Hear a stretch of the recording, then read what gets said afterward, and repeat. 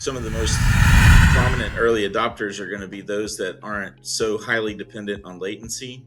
Obviously, there's some data center industries that are really dependent to have low latency, and they have to be very close to the hub of where the data is being consumed and used, and for the purposes that of which it's being used.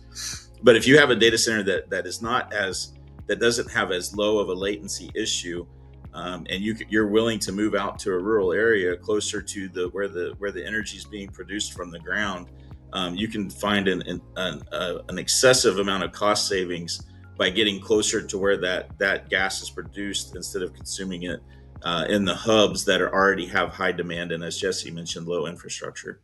Hi, this is Lyoid Fussell, president of GenSystems, and you are watching the Data Center Go-To-Market podcast. Hi, this is Jesse Webb, VP of Strategic Development with Jereh. You are watching the Data Center Go-To-Market podcast. Hi, it's Joshua Feinberg, host of the Data Center Go-To-Market podcast, and I'm thrilled to welcome two very special guests today. I'm welcoming Lyoid Fussell, who is president of GenSystems, as well as Jesse Webb, who is VP of Strategic Development for Jereh. Welcome to the podcast, gentlemen. Oh, thank you. We're glad to be here, Joshua. Yeah, thanks, Josh. Thrilled to be here as well. And I think a super interesting place to start would be to hear from each of you how you ended up in your current roles working in the power and energy portion of data centers, critical infrastructure, and sure. Yeah, I can go first. Yeah, go ahead. Yeah, I'll go first. So GenSystems is a new company. We started about a year ago, in February of last year. Prior to that, I started my career as a field engineer for Halliburton Energy Services, doing completions and frack work. I've migrated through multiple companies throughout my career, in specifically the oil and gas space and the frack market. Back around 2012 and 13, the frack market started to move into the electric frack market with a couple of companies, US Well Services and Evolution. They started doing some electric frack stuff, and that market kind of grew over that decade. And around 2019, I left from being on the operations and services side of the oil and gas business and joined the OEM, which is Jereh, as vice president of business development. And we were developing electric frack equipment. And the problem for electric frack equipment in the market was that there was a shortage of power. And so Jereh decided to start also packaging mobile generators, mobile gas-fired turbine generators, in order to power the electric equipment we were building. And we initially were selling the generators along with the frack equipment, so that the operator would be buying both, and they would be providing their own power. And it became obvious that the frack companies were not experienced in power operations, and they weren't interested in picking up that additional CapEx. And so we basically started a power service business, power as a service business. And we started operations last year in February. And over the course of the last year, we've added just over 200 megawatts of power to our assets. But this year, the frack market kind of slowed a bit at the beginning of the year. And we have a lot of experience with high loads and large power generation. And we started looking around, and we could see all the news reports and things about the data center market and the power shortage in the data center market. And we realized that, we started doing a little research and realized that the issues that they face with vastly changing loads, depending on queries coming into the data centers and things like that, it's exactly what we experience on a frack location whenever we have large changing loads, whenever the pumps are coming online and you're dealing with pressure and things like that. So we are just now starting to enter into the data center market. We're learning about the market and how we can provide the appropriate equipment to service that market. So basically, I came from the frack industry and the operations and services of that side, went into OEM, and then our OEM, just based on availability of equipment and demand in the market, is starting to shift over to data centers. Yes.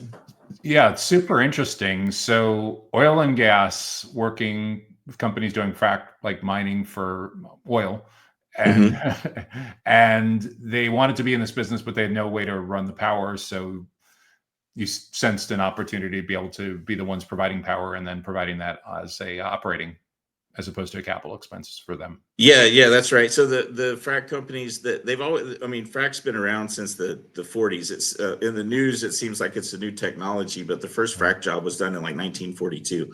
So it's an old technology. Traditionally, it's been done with diesel equipment. The transition to natural gas made sense for multiple reasons. Number one was emissions, protecting the environment.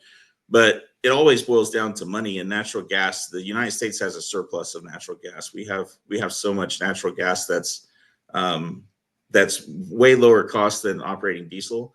And so the way to utilize natural gas most efficiently in the frac market is to convert it to electricity, because electric motors, as everyone knows, has very high torque, highly reliable, easily can deal with a lot of pressure fluctuations and things.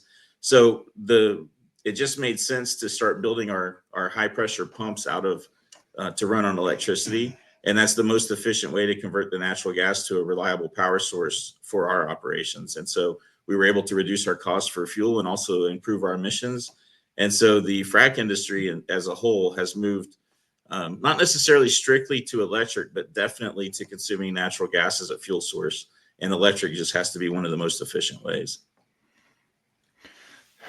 So, Jesse, were you on a similar path coming from working with frac companies on the oil and gas side, or was there a different career trajectory for you? Well, similar. I mean, so I started out my career, I don't even know how many years ago that was, back in, I think, 99 as a telecommunication engineer, working for one of the largest telecommunication companies, and then slowly migrated to more on the investment and finance side. And then found myself in the oil and gas space, actually owning an oil and gas company, focusing on dewatering projects, but more on the investment side of it. And then a couple of years ago, I guess 2-3 years ago. Yeah, 2 years. Started a consulting company helping clients navigate microgrids, and then also working on various energy initiatives that they might have, converting natural gas at the wellhead into electrons. And so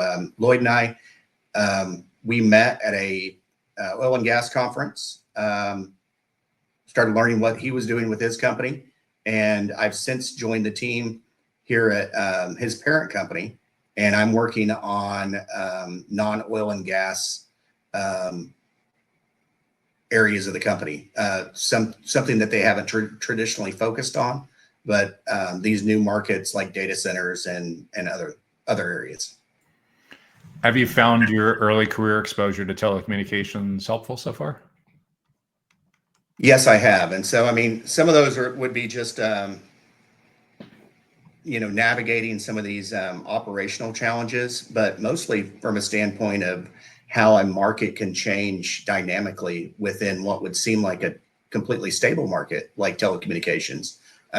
When I started my career, we were basically trying to send data over copper, and then we started doing Project Lightspeed, going fiber to the node, and then all of a sudden that entire market changed with just the competitiveness, the regulatory guidelines that really ensued when you saw some of the breakups of the large telecommunication companies. And so if you take that and relate it to with data centers, with the advent of AI, we've really seen this paradigm shift of how their needs for power changing, and then also how they're processing data. And so there are similarities to that. Yeah, it's interesting too, is when you think about the liquid natural gas and converting that to electric to run the data centers is very much in the facilities part of the data center ecosystem. The telecommunications is a huge part of the technology part of the data center ecosystem, where you get into like internet exchanges, peering, meet me rooms, carrier neutrality, all the choice and everything. So it's really interesting that comes full circle for what you're doing now with going and working on, if you think about space, power, connectivity, a lot of the different pieces of the puzzle coming together.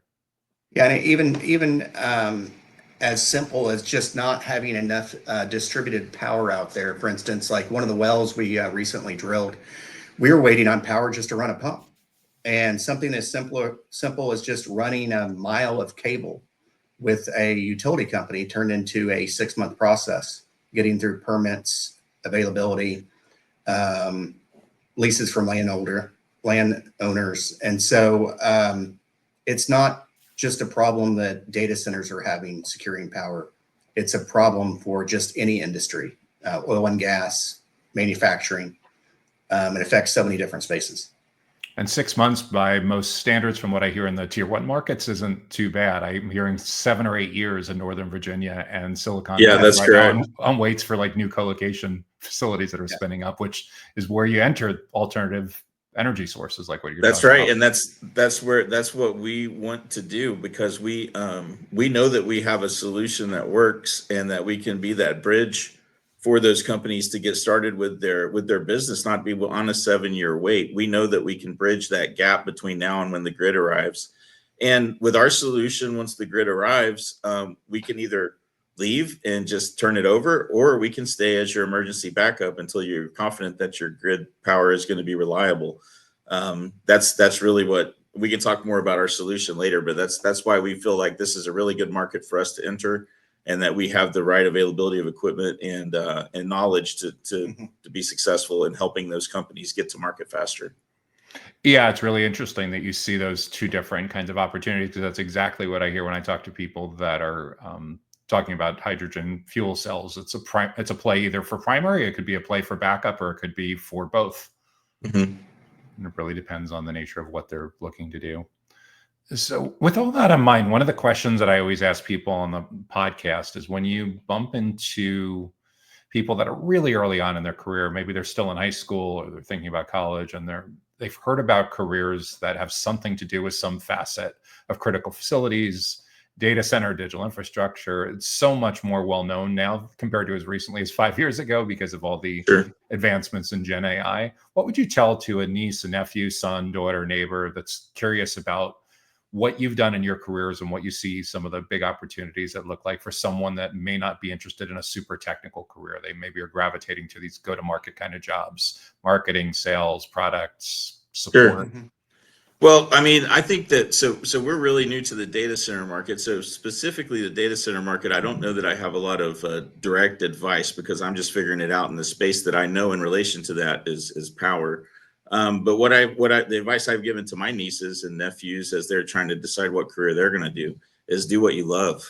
Like, really, people say that a lot and don't know what it means. For example, my wife's an accountant. She got an accounting degree because she thought that would be a good profession for her. And once she got into the daily grind of accounting, she hated it. So she doesn't do accounting anymore.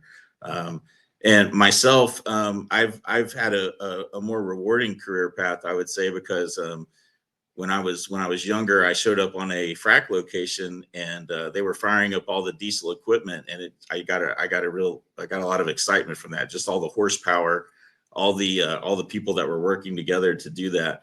And so I developed a passion for oil and gas. And ultimately what we're doing right now is trying to figure out a way. This is actually beneficial to a lot of markets, what we're trying to do, because oil and gas is struggling with the concepts of, we have excess gas, which is basically a waste stream. In the current oil and gas market of today in the United States, any oil that you produce is going to have to produce gas with it, just because of the nature of the reserves that we're accessing. People have probably heard about shale oil reserves. Well, shale is a source rock, and it produces gas as well as oil. So in order to produce oil currently in the United States, you have to make natural gas, and we don't have enough consumption of natural gas. And so there's actually a choke to that market in the fact that there's no place to send the gas. And there's no longer flaring is no longer allowed by the EPA. Flaring was always wasteful, and nobody in the industry liked it because we're just burning power and producing nothing. But if we can take that gas that we were going to have to flare and we consume it to generate electricity, and we're powering data centers or any industry really, if we're converting that into electrons instead of converting it just into heat, that's beneficial to everybody. It's beneficial to the environment. It's beneficial to the oil and gas business, because they've got a market for their natural gas. And it's beneficial to the data centers and other industries that are finding that the power grid has been tapped out in recent history with the exponential growth of demand. So my passion for oil and gas kind of led me down this path. And we've been, Jesse and I have been doing work with government officials and doing it and advising them on how they could improve their energy policies and find markets for oil and gas to improve the life for everyone in the country and to find a use for our excess of power that we don't currently have a market for. What sounds really interesting with that application, as well as when I talk to people in the data center industry in Europe, heat reuse is a really, really hot topic. It sounds like there's some really close analogies here to reusing this byproduct of what would ordinarily just end up going nowhere. That's correct. Yeah. Yeah, and including, I mean, as we get further in our project, we have 5-year, 10-year goals and ways that we're going to improve what we're offering. I mean, initially we're just offering a turbine that converts gas to electricity. But as we get further along and have projects, we can also do just like your large power generation plants do with cogeneration. We can then implement also and utilize our exhaust to use that heat to do heat exchanging to help cool the data center facility. Or we can also use our exhaust to generate steam and do cogeneration and increase the amount of power we can get out of our units. We're not there yet, but we are to the point where we can deliver energy. And in the future, we're going to be able to deliver even more energy by utilizing some more of our waste stream, because we are very interested in converting waste into usable, marketable products. So from where you sit right now, being a year or two into figuring this out, who do you see as the most likely kinds of early adopters in the data center ecosystem? Are they data center operators, hyperscalers? Are they end users, government applications? Are there certain industries that you think would be more receptive? Are there certain geographic markets that would be more receptive? What are you thinking about for how to approach your go-to-market? So do you want to? Yeah, I mean, I think right now we're seeing the early adopters, some of the large hyperscalers, but I mean, there's a projected 2,500 to 3,000 different data centers that are supposed to be slated for the next year. And so as the access to power starts diminishing, I think some of these long-term goals of where they're going to place them, how close they're going to place them to a centralized location, that's going to change. And so over time, they may have a grand design to build these larger data centers, a gigawatt. What I've hoped the market starts realizing that it may be just as efficient to build it modular and grow as they grow. And so start seeing them actually scaling back to that 30 megawatt and scaling up to 100 megawatt. And if they can meet their energy demands modular, then maybe they can scale up larger. Right now, we're seeing, I think, too much focus on these gigantic, basically mini cities that are being created, which is going to put a lot of people actually out of the market, not just because the lack of power, but the lack of infrastructure in itself. And so by adopting on-site power that is scalable, they can get these projects off the ground and not miss this, proverbial gold rush for AI that we're all seeing. And then with that in mind, not just with on-site power, but not losing sight that you could still have a diverse mix, energy mix on how you power that and plan for the future as well. And so if you want to integrate something long-term, maybe an energy source that's just not natural gas, but maybe even hydrogen in the future, down 10 years or 20 years, but to make sure that you're flexible and adaptable to what the markets are going to be, not just now with a shortage of energy, but what the markets are going to be in the future. What I would add is I think that some of the most prominent early adopters are going to be those that aren't so highly dependent on latency.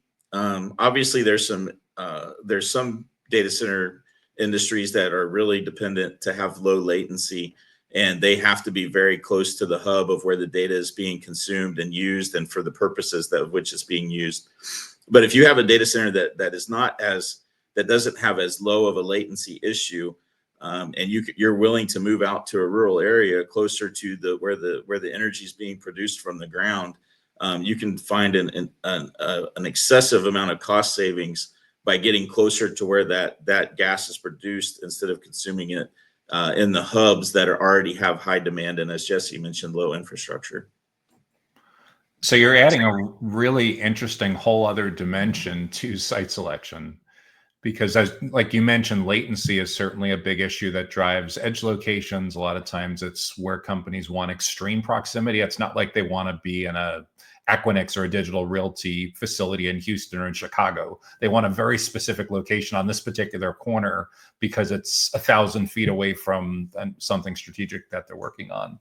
Then when it comes to locations, there's also governance issues where someone wants a facility in a particular country because of legal issues. But then there's also this whole idea in Europe that they talk about decentralized. And it sounds like this is a lot of where you're going with this, is that it gives people flexibility to not have to pay sky high real estate prices in very saturated areas and to go where the energy is actually located, as long as it's not a latency sensitive application. Yeah, that's right. Is if latency is not one of your primary concerns, and I mean, there's advances all the time. And if you find a place, there's railroads all over the country, and along every railroad there's fiber. So as long as you can find a location that's not too far from a railroad, there's plenty of those places in Western Texas, Western Oklahoma, North Dakota, where there's fiber actually ran through the area, but it's not what you would traditionally think as a high connectivity area. But there's a mainline fiber that's running right through the field there. And so if you look at those remote areas that are close to the wellheads, close to the gas production, also close to the historic infrastructure of railroads and mainline fiber, you can have a low latency, maybe not as low as you want to be if you're processing, self-driving car information, but certainly enough latency to handle AI queries, definitely AI training. You can do that remotely or in more rural type areas. And if you are willing to scale down and be modular, as Jesse mentioned, there's a lot of opportunity out there to build your data center where you're not going to get complaints about noise, or you're not going to get complaints from the local government about consuming too much power, because you're independent. You're no longer connected to that infrastructure, and all the power grid utility companies and everyone else isn't trying to figure out how to service you. You just service yourself, and that's what we're offering, is the ability to do that.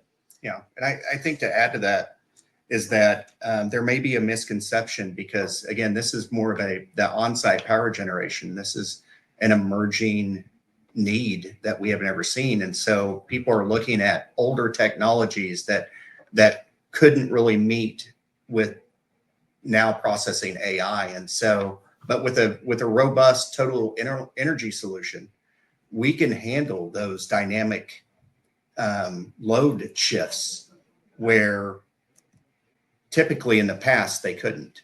And so if data centers will focus on some of the areas where resources are available, natural gas, maybe slightly more favorable regulations, versus looking at some of these non-attainment zones. We can offer a package where they can go to market now.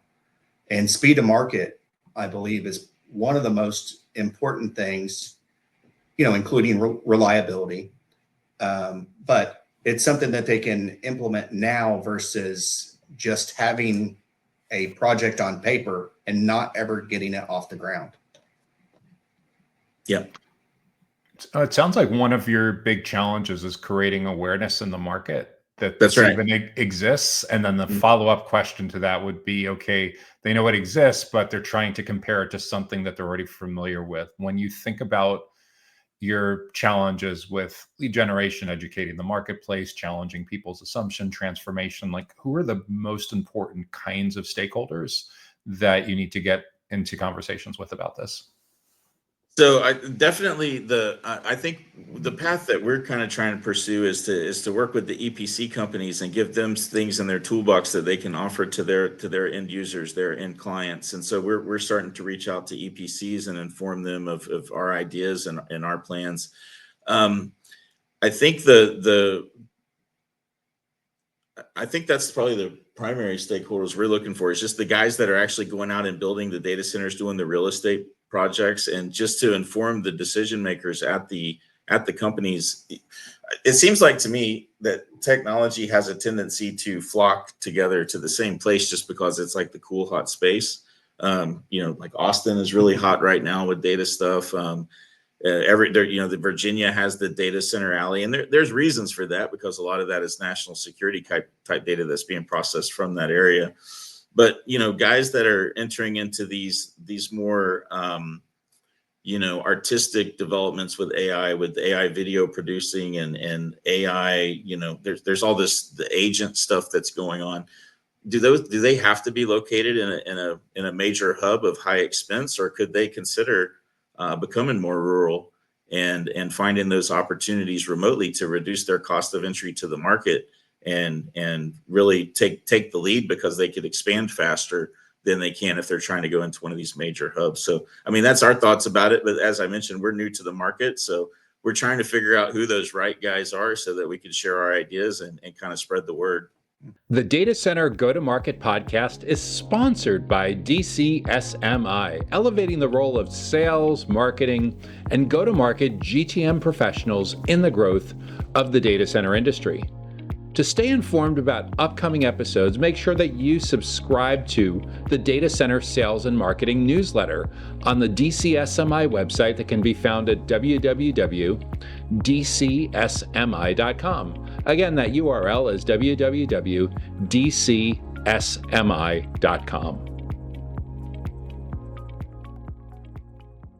So when someone is, let's say someone's at a site selection business, or someone's thinking about general contractor like power sources, real estate investment trusts, just investors in general, when they're asking, kind of figuring all of this stuff out, a natural question that I would wonder is, if this can be so viable, why haven't the utility companies jumped on it? Is it just because they're not entrepreneurial and not fast moving, or is there something that's like on a collision course with what a traditional utility company would approach that's different about this? Yeah, I think that has to do with also, again, our utility companies are broken up by different regions throughout the country. And so they're under different governances. And then not just what, the question wouldn't be, why are the utility companies not offering this? But why are the EPC companies or data centers not trying to pursue this technology? It's because typically the people they're communicating with to build their power solution to them have only had utility exposure. And Right. so since this is an emerging technology, it just hasn't been brought to their attention yet. And in regards to why the utilities aren't just running out and doing what we're suggesting, what we're recommending, the utility companies, whenever they do things, most of them are in most areas they're independent, right, with co-ops and things, but they're still highly regulated and highly governed by the local, whoever the local, depending on what state you're in, whoever the local governing body is. And a lot of them, traditionally with the grid companies, what they're looking for is anything that they build, any infrastructure that they build gets divided up amongst all their customers. So if for example, CenterPoint wants to build a power substation and everything to service a data center, and they have to build out a power plant and a substation and all that stuff, the data center is not the only person that pays for that. It's all of their consumers pay for it. And the public in general doesn't like to see their light bill go up. Yeah. And so that's why you're seeing a lot of pushback coming from the utilities currently to the data center market, is because data centers consume a significant amount of power. And they're expecting, I don't know that the data centers necessarily expect it, but the traditional model is that everyone has to cover the usage of that large consumer. What we're suggesting is, why don't you be responsible for it? I mean, you need the power, and you don't need the same build out of infrastructure for our solution, because we can build it specifically for what your site needs, for the exact amount of power that you need. And so you don't have to be responsible for all the overhead lines. You don't have to be responsible for all the substations. We can put this power solution on your location, and we're just an external part of your building, and then there's your power. And data centers are familiar with the generators because everybody has a diesel generator backup, right? So they're already familiar that the generators are reliable backup. What they may not be as familiar with is how much power you can get per footprint of a natural gas-fired turbine. I mean, you're looking at a 120-foot trailer can generate 35 megawatts of power reliably with a good gas source. So we can reduce the footprint and move your entire power supply just right outside of your building. And then there's the grid doesn't have to get they don't have to get all the permitting. They don't have to get all the approvals from all the regulatory bodies. They don't have to figure out how to distribute their cost of capital investment amongst their other customers. It's strictly held within the data center, and you're completely responsible for it. But or in island mode, you don't even have to be connected to the grid. And what we're offering is we can do a couple of different things. We can sell you that equipment and set it up for you, or we're offering power as a service. So as far as the data center is concerned, we're no different than the grid. We'll charge a per kilowatt hour fee. It'll be competitive with what you get on the power market, and we just consider us to be the grid. We can have similar reliability to what the grid actually has on a more defined local scale, and it's your power. You don't have to share it with anyone. You don't have to ask anyone for permission to use it. You know, if you're connected to the grid and the grid starts surging, they call you and tell you that you're the first one offline. You know, that you don't have to worry about that because it's your power. Yeah, kind of to follow up with what Lloyd said, as far as we're starting to see this with other states, where I believe I read an article that was Georgia. They wrote legislation where they're almost trying to demand that data centers go to on-site power. And so kind of like what Lloyd touched about sharing those costs with all the commercial and residential consumers. They're seeing that. What a utility wants to avoid is stranded assets. Is what if we invest $30 million in a 30 megawatt substation and that project fails? What happens? Well, now it's a stranded asset that everyone's paying for, and we're all paying it. Whether it's less than a cup of coffee or not, it's still they're paying for it. And to Jesse's point, if they do build that 30 megawatt facility and they're worried about the customer failing, well, the customer may have failed in the 3 years it took them to do that. We're saying we can do it much faster than that. We can do it in 12, 18 months. So, or less, depending on how much power you need. So, their concern's valid because they take so long to get the job done that the company may have failed because you took too long to get them to market. And so we can speed that whole process up. Yeah. And I think from just the greater good, as far as every state's concerned on why on-site power makes sense, is it's really it's deleveraging that financial risk from the utility and the ratepayers over to private industry. And as being in private industry, we can do it more efficient on a smaller scale than what they can do on a larger scale. Certainly seems an order of magnitude faster, doing things in weeks, months. Yes. That would normally take years.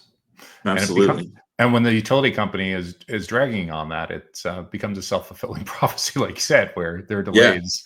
Is then all of a sudden the real estate is sitting and the capital is burning. You mentioned too that you anticipate that some people are going to want to buy the trailer and run it themselves. Some people want to have power as a service where you're running it for them. Do you anticipate that the risk-averse operator or data center end user will want to continue having their diesel generators as their backup? Yeah. In fact, we have a solution. I mean, our solution recommends that if you want to have a tier 3 facility, you're going to still need diesel backup, because all of our generators will be, we can build in redundancy where we have generators and a UPS system that will cover power if a generator fails, if one of them fails, we'll have a UPS system that will cover the start time of the next generator. So we'll have redundancy in our system so that you have a really high reliability. But if you lose gas supply, which is possible, you have no redundancy. So you'll still want to have your same diesel generator backup system that you have in place now if you're trying to be a tier 3 type facility. We're not recommending to change the entire model. We're just saying we can come in and replace that grid part of your model. We can be your new local grid. And it's basically the same technology that's used on the grid. I mean, there are coal plants and hydro plants and everything that contribute to the grid, but what is it? 50% of the US power comes from natural gas turbines that are just larger than the ones we're using. Most of your large natural gas generation facilities are using large frame style natural gas turbines. It's the same technology, just on a larger scale. Is this overall the way you're positioning this? A less technical person like myself, they consider this a microgrid?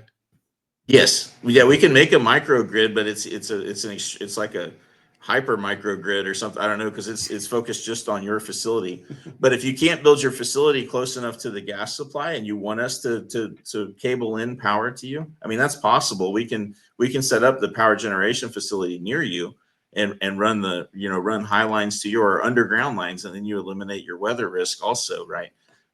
So we can be remote, but yeah, that would be kind of a microgrid. Usually the microgrids power multiple types of facilities, though. They're powering like a geographic location. We're talking about even more micro than that, where we're just powering one facility. A couple months ago, when Elon Musk's plans came out for what he was looking to do in Memphis, there were some people talking about that they may not have the power on the grid to be able to support it. If you were in on a project or a Stargate-like project early on, what kinds of questions would you be asking the developers, the planners, to figure out if this is the right option for them? Yes. I don't think this is a project that we could discuss. Yeah. Well, unfortunately, we can't talk about that too much, but I can tell you that what we're offering is not dissimilar from the solution that they came up with. Very interesting. You mentioned too that you go to a lot of oil and gas conferences. So I'm sure from time to time you bump into people. I actually saw a podcast on YouTube as I was preparing for this interview. Oh boy! actually at an oil and gas conference. So yeah, oh boy! I hope that wasn't that. So I mean, so if anybody goes and researches me, I have my own comedy podcast, and it's not serious at all. It's a fun time. But yeah, we attend a lot of conferences, and that's something that Jesse and I we were, that's one of the things I was going to mention about entering into this market. It's amazing what you can do with AI now. So a month ago, we knew nothing about the data center market. Now we understand hyperscale, co-location, all of these things, and we learned all of that from ChatGPT for the most part.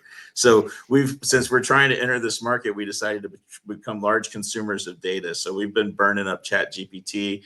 We've been burning up some of the new agent app things. And through that, we've also used those to research the conferences that we need to attend. So anybody that's coming to Data Center World in Washington, D.C.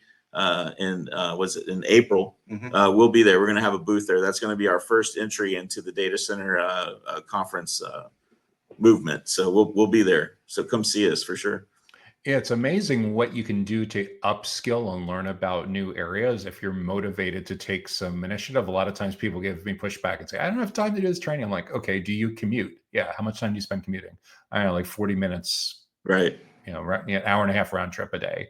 You do that 15, 20 times a month. Yeah. Okay. Do you ever listen to podcasts or talk radio when you're in the car? Yeah. Right. Well, exactly. A lot of these things like LinkedIn learning courses and stuff, you don't actually need to watch the video to get 80, 90% of the value just by listening. Do you go to the gym? Do you go jogging? Do you go for bike rides around your community? Do you spend a lot of time in airports or on flights? We just found 50 hours a year. That's right. Podcasts today all have video, but you can see that we're not doing a lot of the video that we have today. It could definitely be just as beneficial to listen to, because we're not doing any song and dance here, just talking. So I agree with you completely. When the two of you think about where on-site power generation, liquid natural gas, turbines, where all of this is headed in the next couple of years, how do you envision that your daily routines might change looking out into the crystal ball with a 2, 3, 4-year time horizon from now? Do you think you're going to largely be spending your time doing most of the same things, or do you think there's going to be a paradigm shift where your daily routine changes quite a bit? I don't know that it's going to change our daily routine that much. I think where it'll change my daily routine is, usually I get up, I read my performance reports from where our units are deployed the day before. It's a very dynamic environment that we're deployed to now, where we're moving every 20 or 30 days, moving our equipment. So there's a lot of logistics involved with that, and a lot of created maintenance from just the brutality of moving across the oil field with this type of equipment. Whereas in the future, as we begin to enter this market, our equipment's going to be stationary. It's going to require less maintenance and less reports. There's going to be a lot more reports to read, but I think it's going to be a lot more. I could be wrong, but I think it's going to be a lot more easy to deal with the very motion active business that we're in currently. But I could be wrong. Yeah. I think Lloyd said that well. I don't know if I could even add to that. Do you anticipate that over time, the marketplace will become accepting enough of this approach that you'll be spending less time consulting, less time educating, and more time seeing more rapid adoption schedules? Or do you see for the next several years that a big part of what you'll be spending your time on is educating different kind of stakeholders, site planners, community leaders, and investors, real estate developers? Sure.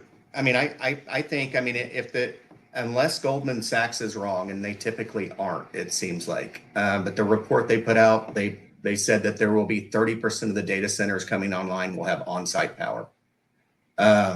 So I don't think in the, we're not going to have to be educating the market. The market will educate the end user that the availability of power isn't there if they want to either start their project or scale their project. And so I think it will evolve into us just doing education versus marketing. Yeah, I think once we have a couple of success stories, they're going to sell themselves, and the word will spread quickly. The project that you had mentioned earlier, that we said we couldn't comment on too much, everyone's talking about that particular project, and that's just an example of how a solution like we're presenting, once it's recognized that we have that solution, we can provide it, and it is as reliable and efficient as we said it was.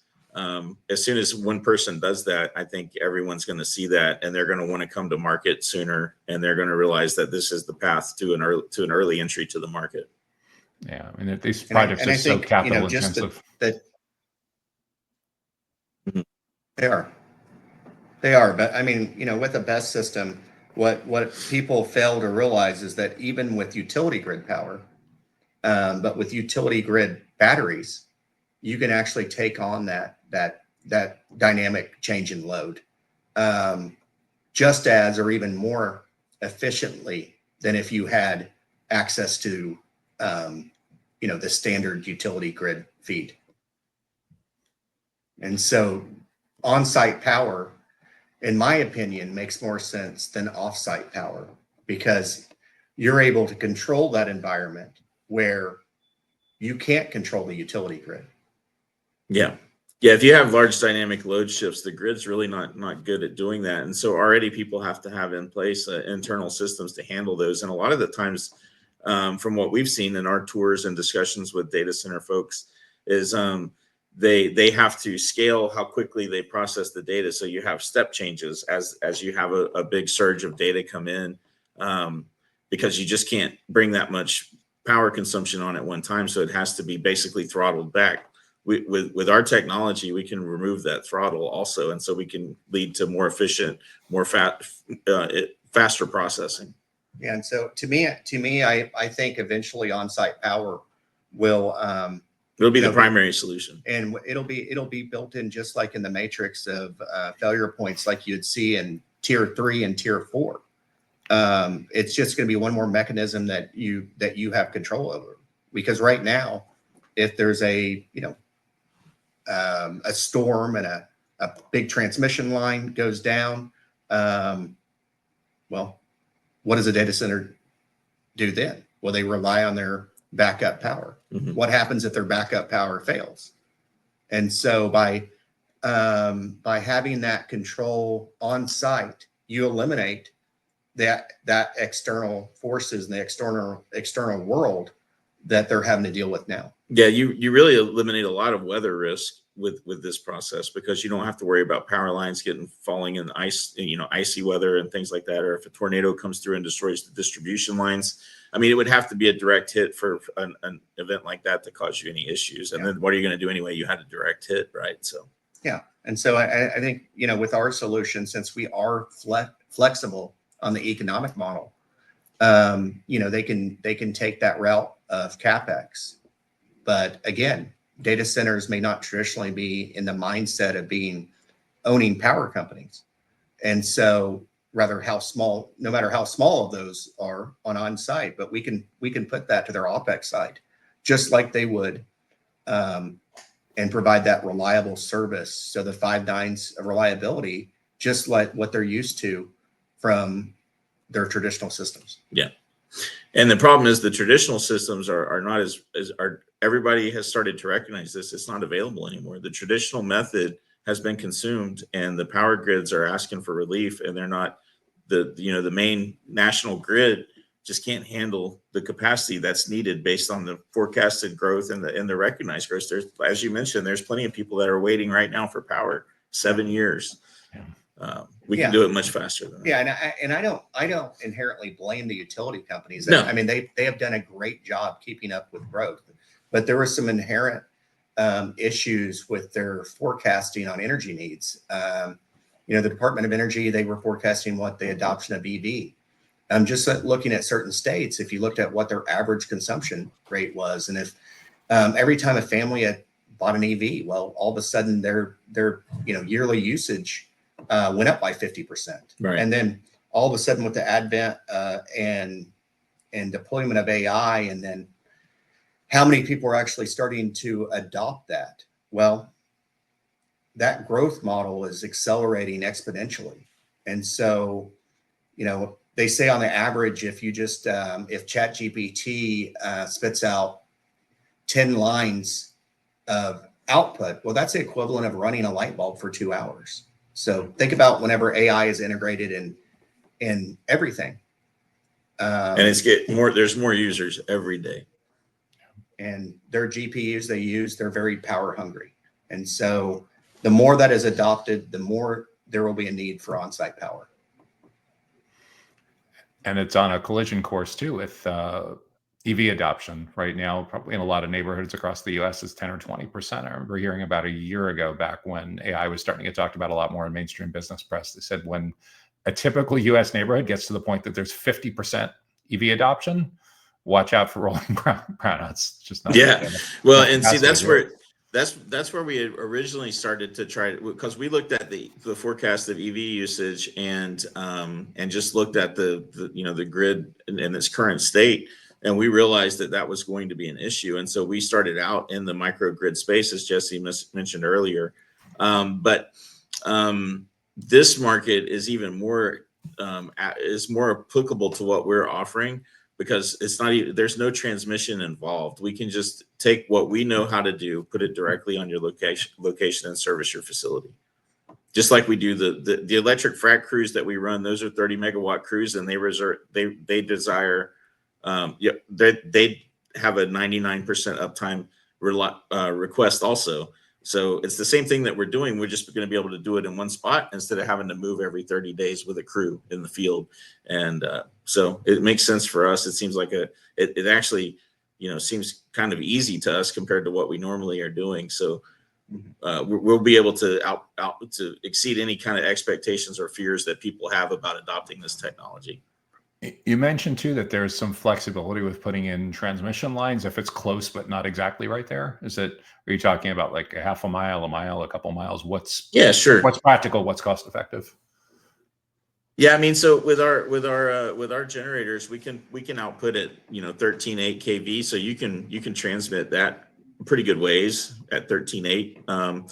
If you want to go further than that, you can go through a step-up transformer. I mean, we can step up to the same kind of power, the same kind of voltages that you see in high lines with our technologies, and so we can transfer it. Distance is not necessarily an issue. We just have to upscale, step up. You'll lose a little bit of efficiency, but I mean, ideally, I think that there's plenty of locations where we wouldn't have to be that far away. We'd be running across 100 feet instead of miles. But we could also do miles if it was necessary for some reason. Well, it's been super interesting to hear about how you're approaching this, how it solves a very urgent problem that's plaguing a lot of data center developers. Yeah.